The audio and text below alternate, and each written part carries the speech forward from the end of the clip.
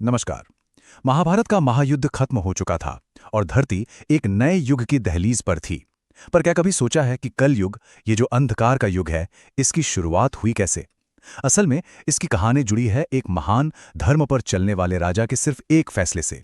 चलिए आज इसी कहानी में उतरते हैं और देखते हैं कि कैसे राजा परीक्षित की एक छोटी सी चूक ने अंधकार के युग का दरवाजा हमेशा के लिए खोल दिया। अब आगे बढ़ने से पहले ये समझना बहुत जरूरी है कि दांव पर लगा क्या था। देखिए, एक तरफ था द्वापर युग, यानी शांति, धर्म और सत्य का समय, और दूसरी तरफ कलियुग, यानी अंधकार, अधर्म और हिंसा। हमारी कहानी ठीक इसी मोड़ पर खड़ी है, जहां एक युग खत्म हो रहा था और दूसरा शुरू होने वाला था। तो चलिए कहानी शुरू करते हैं। चलते हैं उस समय में जब एक महान युग का अंत हो रहा था और धरती एक अनजाने भविष्य की ओर देख रही थी। सोचिए, माहौल कैसा था उस वक्त। महाभारत का युद्ध खत्म हो चुका है। भगवान कृष्ण पृथ्वी लोक से जा चुके हैं। पांडव भी अपनी आखिरी यात्रा यानी स्वर्ग की ओर निकल पड़े हैं। तो अब पूरी दुनिया की जिम्मेदारी किसके कंधों पर थी? वो अब नए कंधों पर आ गई थी। और ये जिम्मेदारी थी राजा परीक्षित की। जी हाँ, वही अभिमन्यु के बेटे और अर्जुन के पोते। एकदम नेक और धर्म पर चलने वाले राजा थे वो, और ऐसे मुश्किल समय में वही थे दुनिया के रक्षक। और अब कहानी में आता है असली मोड़। एक ऐसा पल जहां धर्म का सामना हुआ सीधे सीधे अधर्म से। एक ऐसी टक्कर जिसने दुनिया का भविष्य ही तय कर दिया। तो हुआ ये कि राजा परीक्षित एक दिन अपने राज्य के दौरे पर थे। तभी उनकी नज़र एक बहुत ही भयानक, दिल दहला देने वाले सीन पर पड़ी। उन्होंने देखा कि एक काला सा बड़ा क्रूर आदमी एक गाय और एक बैल को बहुत बेरहमी से पीट रहा था। पर रुकिए, ये कोई आम घटना नहीं थी। असल में ये सब एक प्रतीक था, एक इशारा। वो जो एक पैर पर खड़ा बैल था ना, वो खुद धर्म था, और वो जो गाय थी वो थी धरती माता, और वो काला क्रूर आदमी वो कोई और नहीं बल्कि खुद कली था, कलयुग का जीता जागता रूप।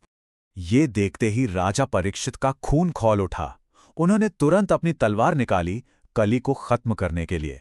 लेकिन जैसे ही वो वार करने वाले थे, कली सीधा उनके पैरों में गिर पड़ा और शरण मांगने लगा। और बस यहीं पर राजा परीक्षित अपने ही धर्म में फंस गए। नियम ये था कि अगर कोई शरण मांग ले तो उस पर वार नहीं कर सकते, चाहे वो दुश्मन ही क्यों ना हो। तो सोचिए, बुराई को जड़ से मिटाने का मौका सामने था, पर वो कर नहीं पाए। और यहीं से वो बातचीत शुरू हुई, राजा और कली के बीच, जो आगे चलकर राजा की सबसे बड़ी भूल साबित हुई। तो कली ने बड़ी चालाकी से राजा से कहा, महाराज, पूरी धरती पर तो आपका ही राज है, अब मैं कहाँ रहूं? मुझे भी तो कोई जगह चाहिए। इस एक सवाल ने राजा को सच में बड़ी मुश्किल में डाल दिया।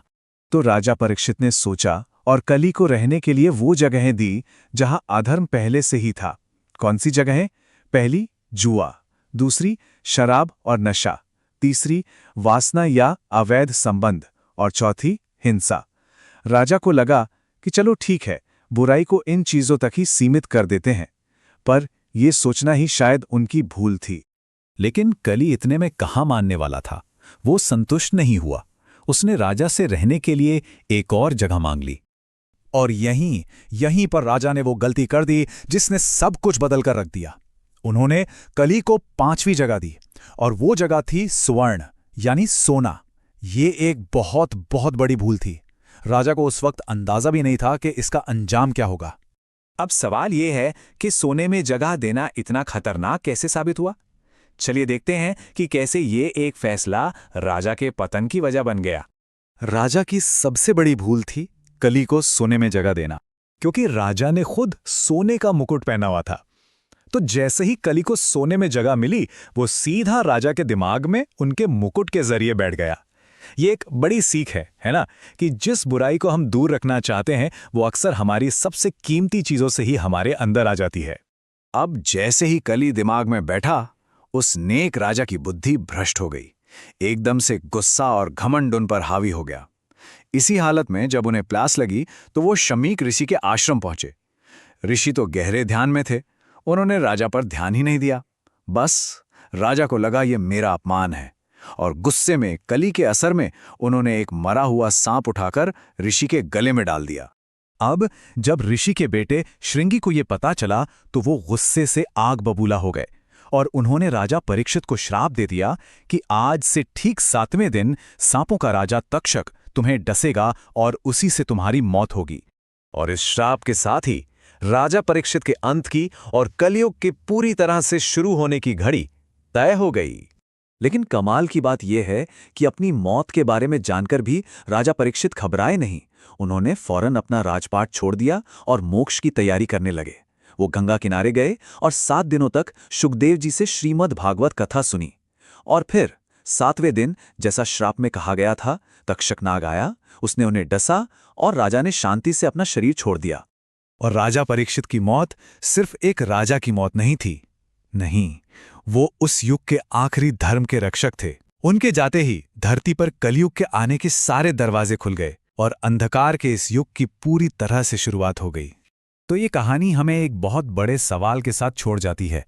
क्या लगता है, राजा परीक्षित ने कली को कोई भी जगह देकर सच में कोई गलती की, या फिर वो बस अपने धर्म का पालन कर रहे थे और उनके पास कोई और चारा नहीं था?